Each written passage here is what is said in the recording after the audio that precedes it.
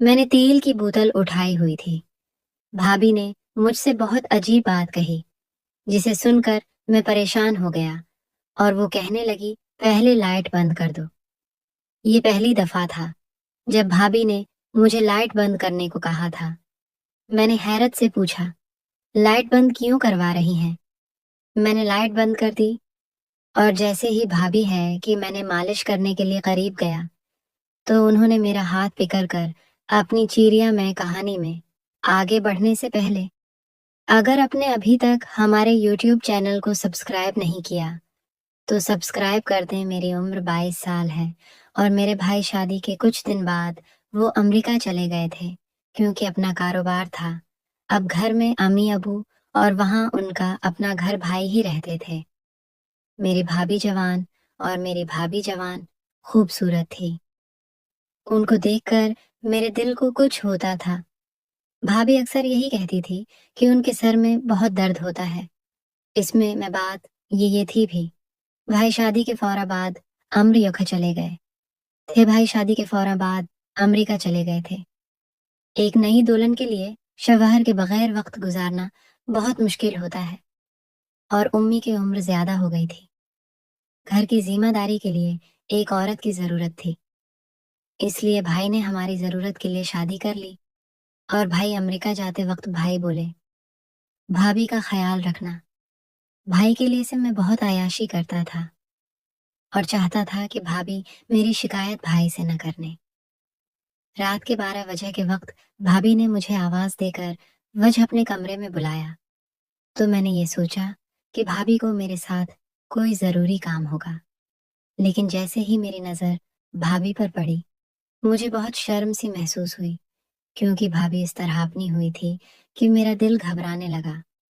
میں نے گھبرا کر رکھ گیا اور کہا کہ بھابھی کوئی کام ہے؟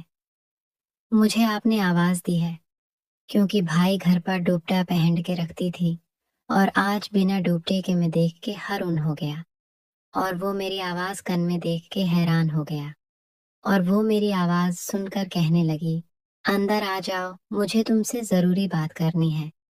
وہ ابھی بھی بستر پر ایسے ہی لیٹی ہوئی تھی۔ میں کمرے میں چلا گیا، میری نظریں بھکی ہوئی تھی۔ بھابھی نے مجھے نظریں جھکا کر دیکھا تو بولی، شرمانے کی بات نہیں ہے۔ بھابھی نے گردن میری طرف کی اور بولی، اس گھر میں تم ہی میرا سہارا ہو اور ہر کام تم ہی کرتے ہو۔ سیارہ ہو ہر ہی ہے، میرے شوہر تو پردیس ہوتے ہیں لیکن تم ہر وقت میرے ساتھ رہتے ہو۔ بس ہی سوچ کر میں نے میرے ساتھ رہو گے۔ بھابھی کی بات سن کر مجھے سمجھ نہیں آئی۔ ان کی طرف میں نے دیکھا تو کہنے سر درد لینے لگی، میرے سر میں درد ہے، کیا تم میرے مساج کر دو گے؟ میں بھابھی کا مساج کس طرح کر سکتا تھا؟ بھابھی نے مجھے ازمائش میں ڈال دیا تھا کہ اب میں کیا کروں، اور سوچ میں پڑ گیا۔ بھابھی کس قسم کی عورت ہے، دیور کو مساج کرنے کو بول رہی ہے؟ بھائی کو شرم نہیں آتی؟ کیونکہ یہ مناسب بات نہیں تھی کہ میں بھابھی کا مساج کروں، ایک عورت کا مرد سے مساج کروانا، اور وہ بھی اپنی دیور سے کوئی اور ہوتا تو میں صاف انکار کر دیتا، لیکن میں اس وقت بھائی کی ٹکروں پر پل رہا تھا، اس لیے بھابھی کے آگے زبان چلانے کی جرأت نہیں تھی اور نہیں انکار کرنے کی۔ بھابھی نے مجھے اشارے سے تیل کی بوتل مجھے دی اور کہنے لگی، یہ بہت اچھا تیل ہے۔ پھر مجھے لگا کر بھابھی کی سر میں واقعی درد ہو۔ پھر میں نے تیل کی بوتل اٹھائی اور بستر میں ان کے ساتھ بیٹھ کی بوتل اٹھائی اور بہتر کر آہستہ آہستہ سر پر تیل لگا کر مالش کرنے لگا۔ میں نے اپنی نظریں چکا کر رکھی تھی اور میں نے اپنے آپ کو کنٹرول میں رکھا ہوا تھا، لیکن میں بھی جوان لڑکا تھا، کتنے دیر اپنے آپ کو برداشت کرتا۔ جیسے جیسے تیل لگا رہا تھا بھابھی کی عجیب یہ آوازیں نکل رہی تھیں، جیسے انہیں سکون مل رہا ہو۔ بھابھی نے دوبارہ میری طرف نہیں دیکھا۔ میں نے اپنی نظر بھی بھابھی کے چہرے پر کہ بھابھی کی آواز پوری کمرے میں گونج رہی تھی۔ پھر بھابھی کو نیند آ گئی تھی، اس لیے بھابھی نے آوازیں نکالنا بند کر دی تھی۔ میں اٹھ کر ان کی کمرے رے سے باہر آ گیا۔ میرا دل عجب سے طرف رہا تھا کیونکہ تھا اور میرا کر دی تھی۔ میں اٹھ کر ان کی کمرے سے باہر آ گیا تھا اور میرا دل عجیب سے طرف رہا تھا کیونکہ بھابھی کا آواز پور حسن کمال کا تھا، اور سائے رات میں یہی سوچتا رہا کہ شاید وہ میری سوچ غلط ہو۔ اگلے دن بھابھی نے، تم نے تو میرا سر کا درد ختم کر دیا ہے۔ میں تمہارے شکر گزار ہوں۔ بھابھی کی بات سن کر میں بہت شرمیدہ ہوا، اور میں نے کہا، بھائی آپ سارا دن گھر کا کام کر کے تھک جاتی ہیں، اس لیے میں کوشش کروں گا کہ میں آپ کے ساتھ کام کاج میں ہاتھ بٹاؤں۔ میری بات سن کر بھابھی کام کاج میں ہاتھ بناؤ؟ میری بات سن کر بھابھی کہنے کی میری ممکن بھی نہیں اتر سکتی۔ جس دن تمہارے بھائی گھر آئیں گے یہ تھکن خود بخود اتر جائے گی۔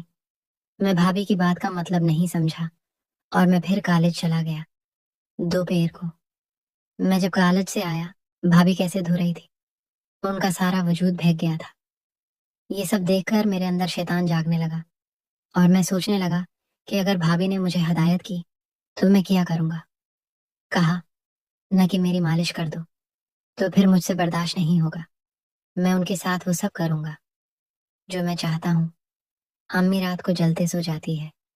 بھابھی نے جب دیکھا کہ امی سو گئی ہے تو اس نے پھر مجھے آواز دی، اور میں بھابھی کی کمرے میں چلا گیا۔ بھابھی ویسے ہی لیٹی ہوئی تھی، اور میں سمجھ گیا تھا کہ بھائی بولے کہ میرا مساج کر دو۔ میں نے تیل کی بوتل اٹھائی اور بھابھی کے پاس چلا گیا۔